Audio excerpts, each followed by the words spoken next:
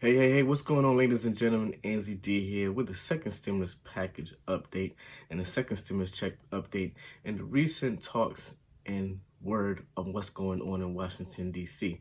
Now, recently, we have a new stimulus package that's getting announced that's being put together by a bipartisan group. So we have both Republicans and Democrats are on this one, putting this one together. And this one is going to be not exactly 2.2 trillion, not exactly 2 trillion, not exactly 1.9 trillion. It's not even $1 trillion in this package. And this is going to be from a group of senators. This package is going to be about $908 billion.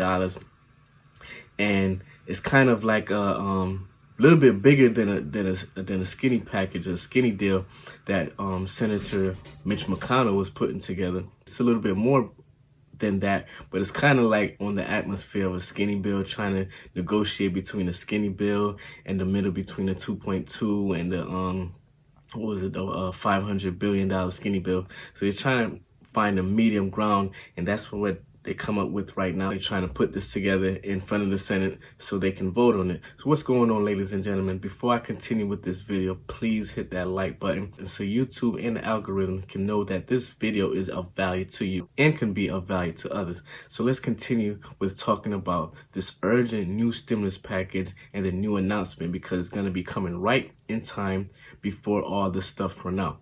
We have the unemployment running out.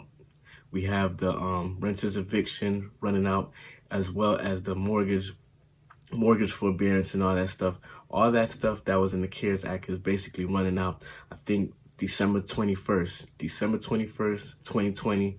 That's the last day of all those benefits from the CARES Act. So right now, they're trying to come up with something in addition to trying to also balance the budget and come up with a budget for the next fiscal year. Remember, the last time the budget was extended from the last time they discussed the budget, I believe, was in October, and it was extended up to now to December, where it's where the last day for that current budget will be December 11th of 2020, and about a week to about 2 weeks after that, say another 10 days after that, the all the CARES Act, all the benefits from the CARES Act, all the unemployment, the extension of unemployment for states, all that's going to run out. Mortgage forbearance, all that, the student loan forgiveness, all of that is going to be ending, and it's going to be ending at the end of December, the end of the year. In addition to, that's around the time of the holiday season, around end of December, beginning of January. So what's going on is that they're trying to come together now, and we have Senator Joe Manchin, along with Senator Romney, Senator Shashane, Senator Collins, Senator Durbin, Senator Cassidy, and a group of other senators coming together and putting this $908 billion stimulus package together. This $908 billion stimulus package together to try to work out something before the end of the year, before the next year comes in, before Christmas time. Definitely before the next year coming, because as you can see, little by little, we're having a little shutdown, we're having a little lockdown. A lot of states are starting to have more restriction on public gathering, on restaurants being open, on entertainment being open. So in this stimulus package, they're going to be putting out, like I said, this $900 billion stimulus package going to be proposed. And in this stimulus package, they have for small business, they have stuff for small business, for state and local government, and something for hardworking Americans. So that's kind of the way that they broke it down, in a way of those stages, those 3 to 4 stages. And for small business, they want to put about $280 billion to a small business, maybe small business loan, helping them pay their employees and stuff like that. Then they also want to do $180 billion for unemployment, the unemployment insurance, extending the unemployment insurance maybe up to about 3 to 4 months. That's coming in about $300 a week, about $1,200 a month. That's where we get the $1,200 monthly for the next 4 weeks. For the next 4 months. So it's going to be like $300 weekly for the unemployment insurance.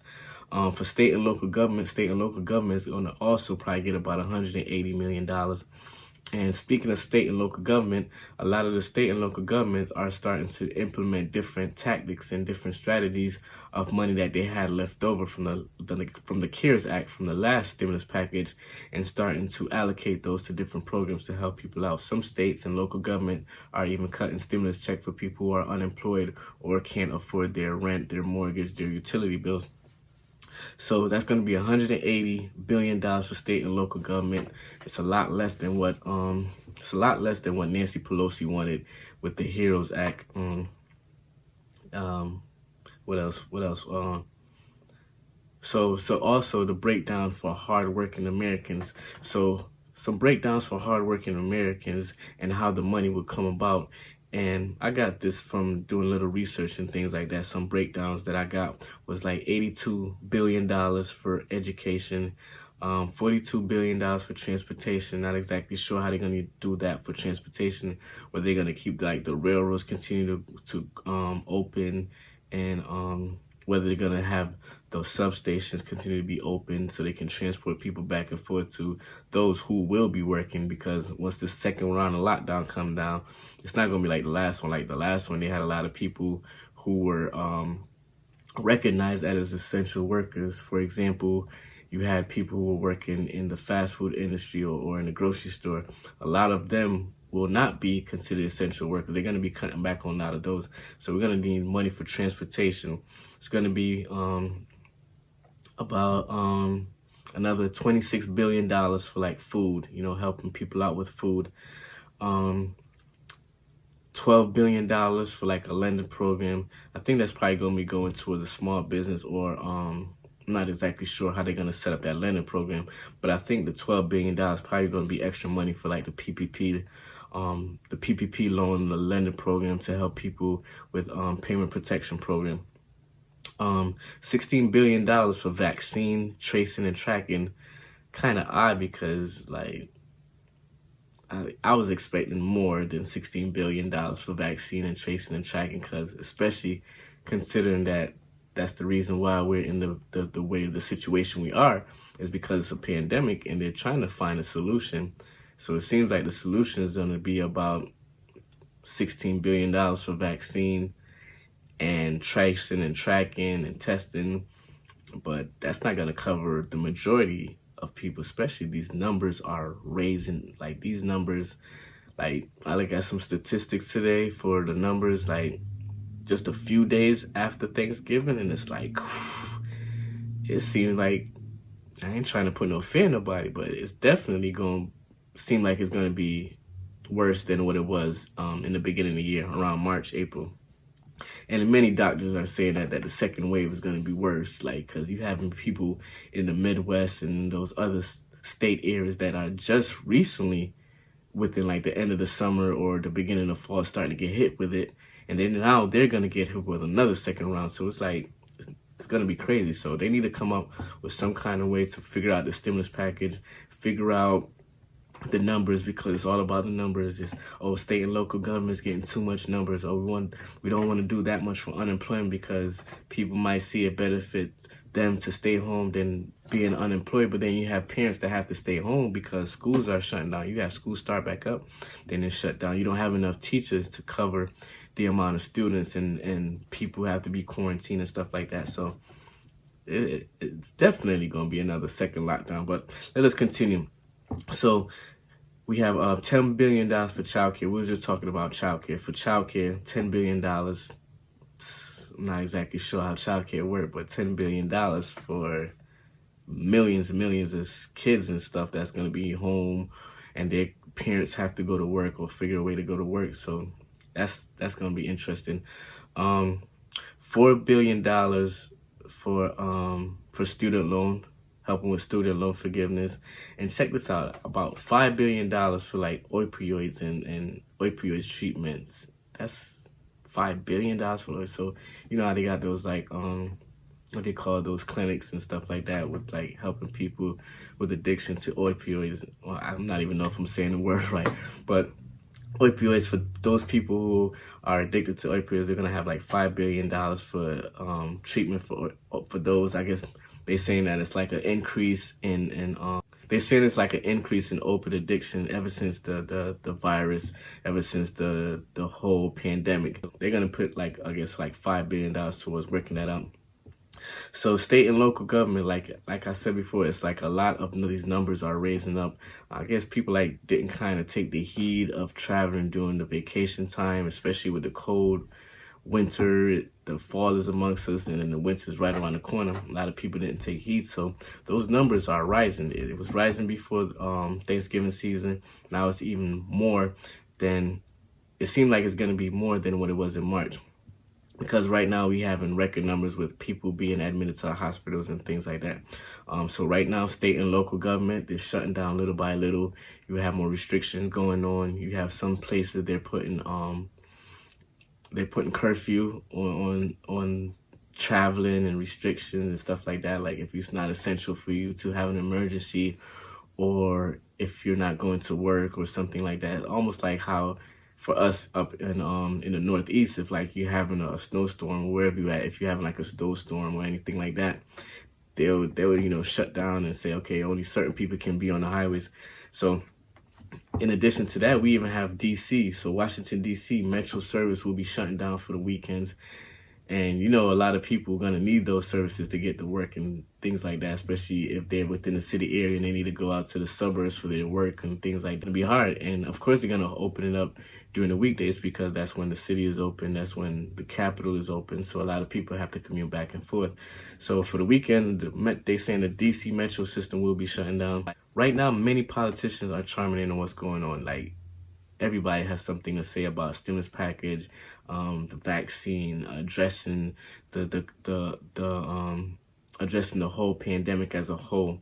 Because right now you even have some of the lower politicians, like politicians that's not having high ranks within Congress.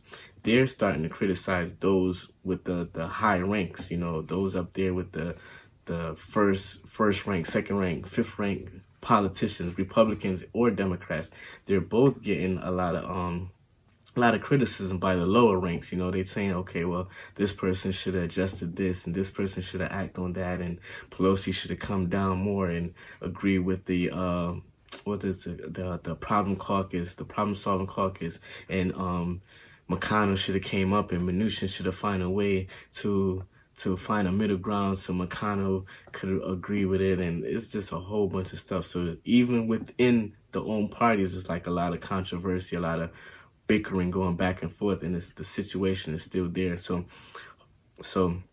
going forward, we have Pelosi and McConnell will be starting back strong negotiation in terms of the stimulus package. We're going to see how this new stimulus package go, this new second stimulus package announcement, I should say. We're going to see how the second stimulus package announcement go, because that's kind of big coming forward as a bipartisan thing and coming out of the Senate.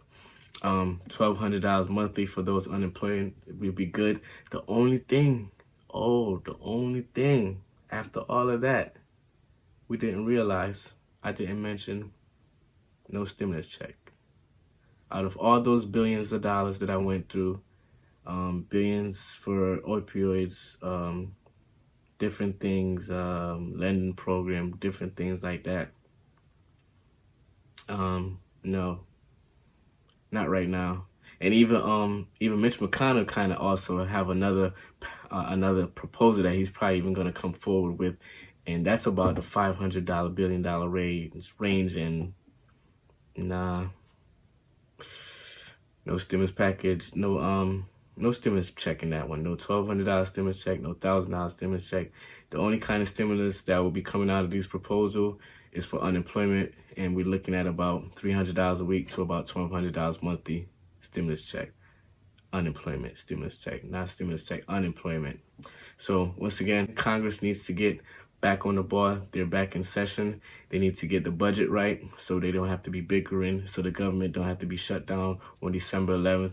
And after that, they need to work out something with the stimulus package so they can pass something before next year. Because if next year comes in, then the talks will go on, but you wouldn't see anything until after the inauguration of elected President Joe Biden, until probably after the inauguration. So once again, it's Angie Dawkins. Hope you got some value out of this. Please continue to be safe. please wash your hands. Keep your hands away from your mouth, your nose, your eyes.